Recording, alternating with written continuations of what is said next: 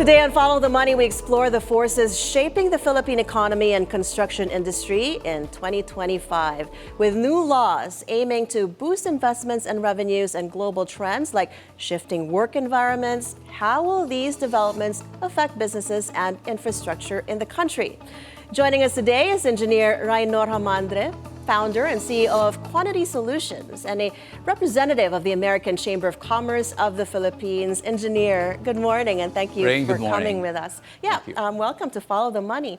We love that you're here because there are just so many questions in the construction industry these days. Of course, later we'll talk about perhaps an outlook on the industry, but first, can you give us a brief on your company and perhaps how well it has played in the industry right now, what contributions you've made so far? Yeah, thank you for that, Rain. We've completed more than 700 projects already. And actually last year, we were chosen as the highly commended quantity surveying team of the year in Southeast Asia. And that speaks volumes for us, right? We help project owners develop hotels, airports, condos, bridges, and everything. So, yeah, we're at the forefront of construction. Certainly, and would you give us an idea, like which projects you're working on that are due to be completed in the coming weeks, months, up to next year? St. Luke's Hospital is building several new hospital buildings. That's big. Where there are several hotels also coming up. Tourism is really picking up this year. And we're looking at a huge shift from the common real estate projects into the tourism space. Lots of optimism for this year. We just saw a report from Business World that said that analysts are cautiously optimistic when it comes to revenues for the construction industry and construction boom. We also have companies that are posting some level of revenue and income already, but some are still at a net loss. How would you assess the construction industry at the moment, and what kind of growth do you expect this year or up to next year? There'll be a huge growth. Number one, DPWH just increased their budget from 800 billion to 1.1 trillion. That's a huge jump. And we're seeing more manufacturing, more tourism-related projects. There might be some slowdown on the real estate, especially the mid-market. But overall, the sentiment for construction is good for this year.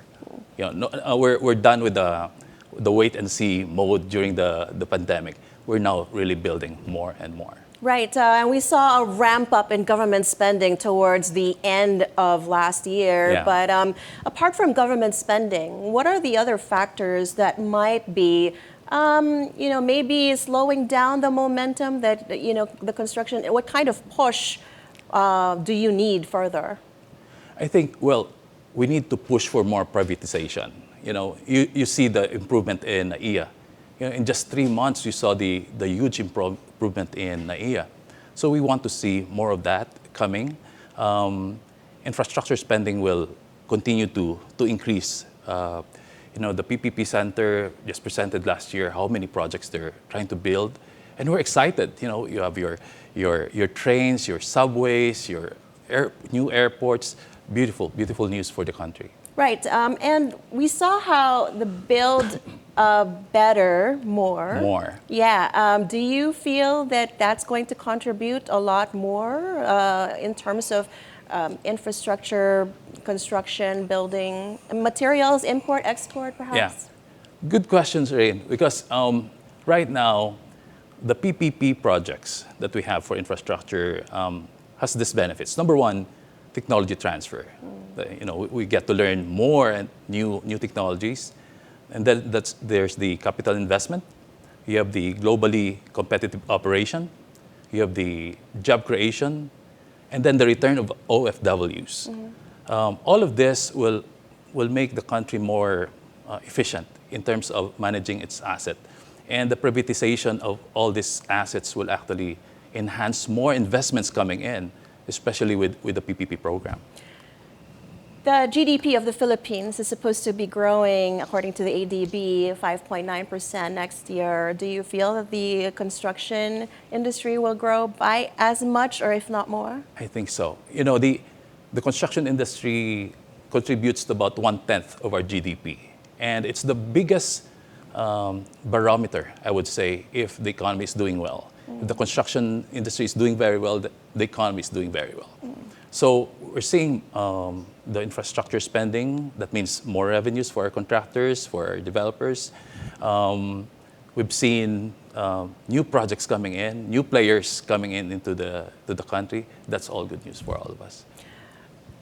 What are the possible risks or threats that you're seeing for the industry this year or next?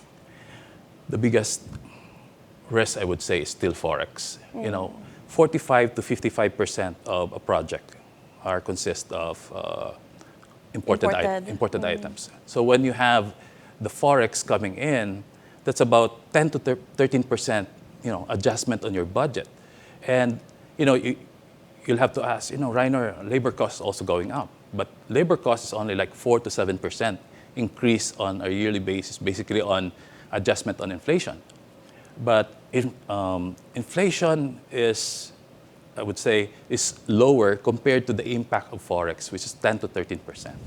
So that's a huge risk for contractors and project owners. Right, but supposing that more foreign investments come in because of the Build Better More law, then what does that mean for us? Do foreign investors actually, have they signified any interest in building in the Philippines at the moment? Where do they see the gaps being here that's stopping them from fully investing in the Philippines? Yeah, and the government was actually one step ahead of that when they created the Create More law. The Create More law provides a very competitive scenario for investors. Number one, it promotes more spending on R&D, on research and development. And when you spend on R&D, it has long-term and immediate effect on the economy. And it will create more national income for all of us, create more jobs, and eventually reduce poverty. So we really welcome foreign investments. That's why in American Chamber, we actually travel and talk to foreign companies. We went to Washington, D.C. last year, and we meet with the legislators, to invite them, come to the Philippines and be part of our infrastructure development. Yeah, you are part of the American Chamber of Commerce, and what has been the reception for Philippine businessmen there?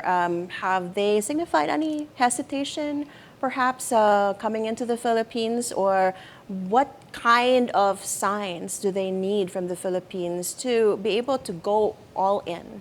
Actually, there's a huge interest, especially in our energy space. We're the second most expensive cost of energy in Southeast Asia, next to Singapore. We're double that of Vietnam and Indonesia. So there's a huge opportunity for foreign investors to actually come in and be a player in our energy sector. So we've seen that. And then, of course, the small nuclear reactors, modular reactors, there's so much interest in that. Renewable energy, wherein you can now own 100% of that. So much interest in that. Right, and we understand, talking to more investors over the past few months, that the ease of doing business remains a huge concern for a lot of investors, as well as there's no other way to say it, but corruption. You are one of the few companies in the Philippines, construction companies, who is certified for anti-bribery. What does that mean for us? It's the first time we're actually touching on this in the industry.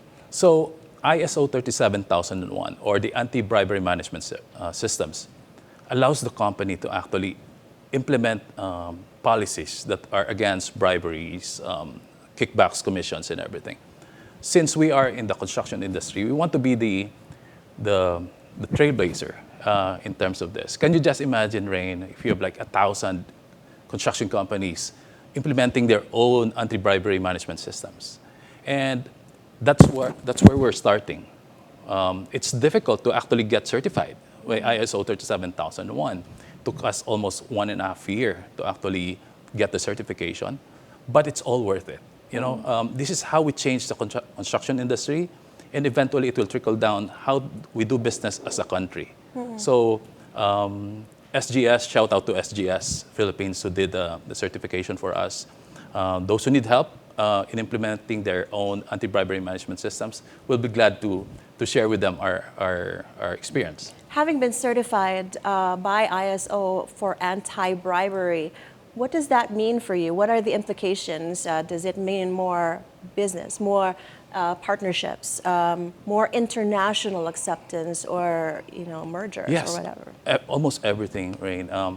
Your customers would trust you more, especially that we're given the trust to manage their budgets for their projects. So if they know that, these guys are actually honest and they're doing things with anti-bribery management systems, will be respected. One, you'll get more business coming in, and what it does is that you don't work with people who are doing the bribery part. So that's a good chance for us to actually start saying, hey, Filipinos, we're stepping up and we're actually capable of doing anti-bribery management systems.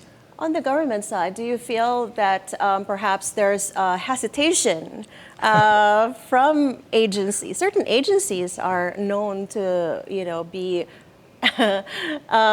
popular for actually taking bribes. So does this mean less support from those agencies? Well, our dream is really to have them, follow what we've done, the anti-bribery management systems. I think this is an invitation for our leaders to actually embrace more anti-bribery management with all our dealings, right? I mean, this country, I was talking to your assistant a while ago, Claire, that this country just needs to rearrange and organize itself.